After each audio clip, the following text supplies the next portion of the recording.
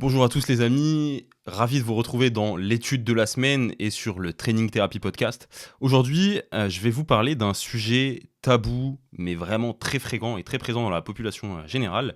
On va parler de constipation chronique. Il faut savoir qu'il y a un adulte sur 4 qui est concerné par ces symptômes. C'est vraiment énorme en vrai. Quand j'ai lu ça, j'étais assez impressionné. Les symptômes, pour ceux qui ne connaissent pas ça, qui ont la chance de ne pas connaître cette pathologie, c'est douleur abdominale, sensation d'évacuation incomplète et effort important pour déféquer, des choses qui sont pas très agréables.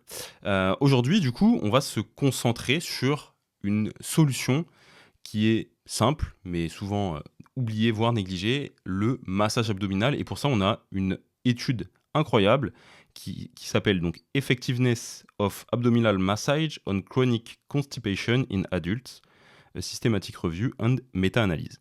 L'auteur, c'est Monsieur Huang. L'objectif de la méta-analyse, il est clair, c'est d'évaluer l'efficacité du massage abdominal dans la constipation chronique, vous l'aurez compris.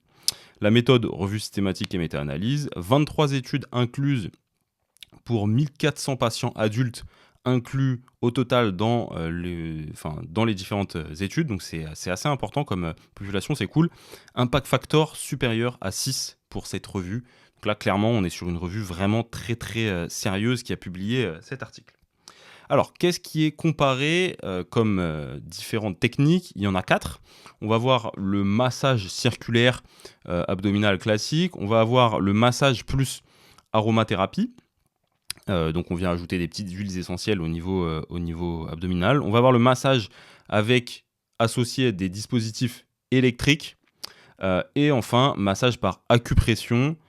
Et les points qui sont utilisés pour le massage par acupression, c'est le point CV12 qui est situé sur la ligne médiane à 4 cm au-dessus de l'ombilic, le point CV4 qui est situé aussi sur la ligne médiane mais 3 cm sous l'ombilic, et le point 25E qui est situé à 2 doigts à gauche de l'ombilic du patient.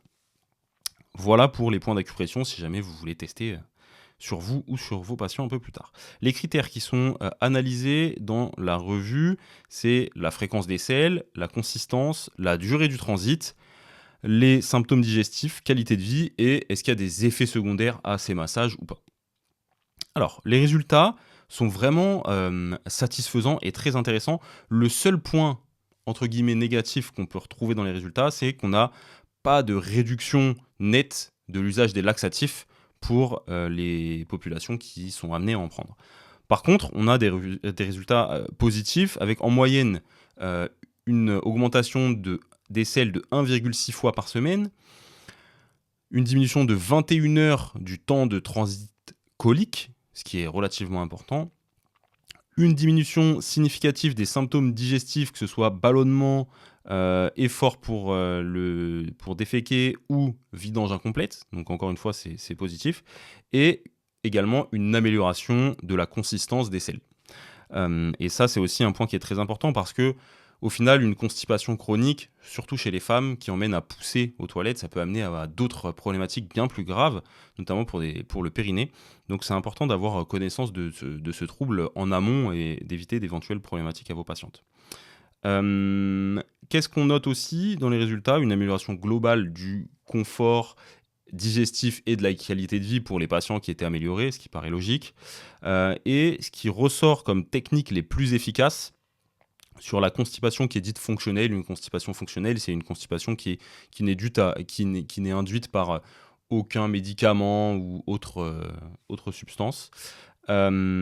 C'est l'acupression et le massage par aromathérapie.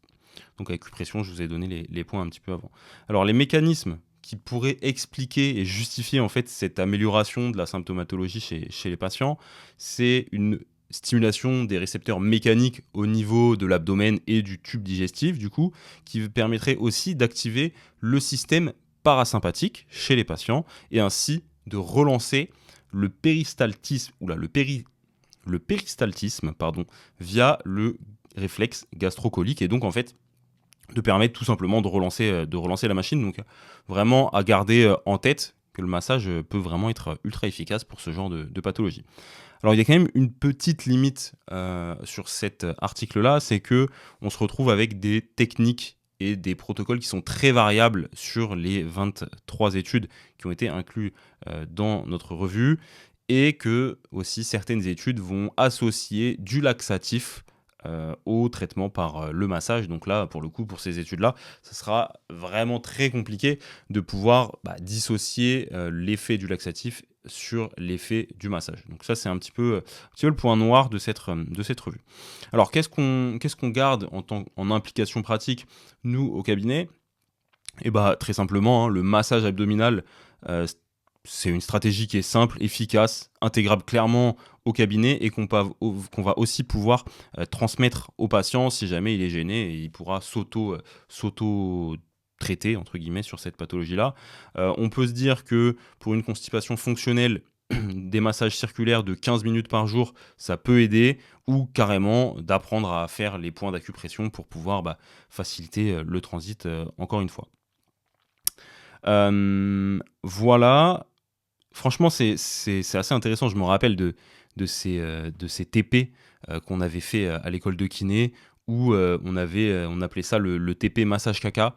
C'est très cru, mais bon voilà, c'était diablement efficace, surtout quand on avait le TP juste après manger. C'était vraiment terrible.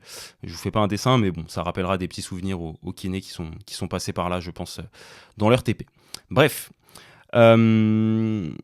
Ce que j'aimerais en conclusion de cette étude, et de cette étude de la semaine, c'est que vous me disiez, vous, si peut-être qu'il y a des experts dans la sphère abdominale. C'est pas du tout notre cas chez Training Therapy, sur les problèmes de transit et tout ça.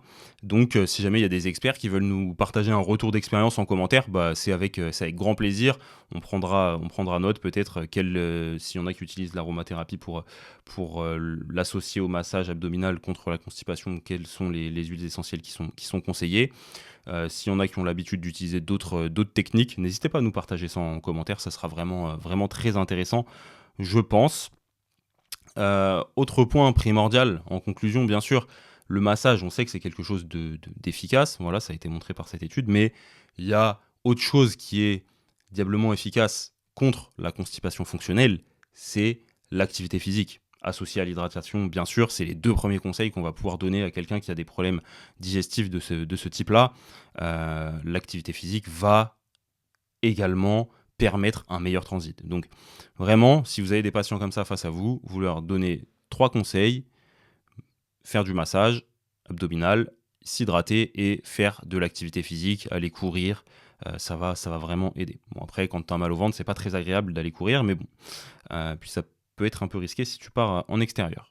Bref, en tout cas, n'oubliez pas de vous abonner à la chaîne Training Therapy Podcast, c'est très important. On vous partage toutes les semaines des revues comme ça, des petits points sur des études spécifiques. On vous partage un podcast aussi où on échange entre différents kinés sur des thématiques. Donc voilà, pensez à vous abonner, que ce soit sur YouTube, sur les plateformes podcast, donc Deezer, Spotify, peu importe où vous écoutez. Lâchez-nous 5 étoiles sur Spotify, c'est très important, pas 4 ni autre chose, 5 étoiles. Les amis, voilà, c'était l'étude de la semaine sur la constipation. Si jamais vous voulez venir vous former avec Training Therapy, on n'a pas de formation sur la constipation, comme vous en doutez, mais vous pouvez venir vous former chez Training Therapy sur tout un tas d'autres pathologies et troubles musculo-squelettiques. Allez, on se dit à la semaine prochaine pour une nouvelle étude de la semaine.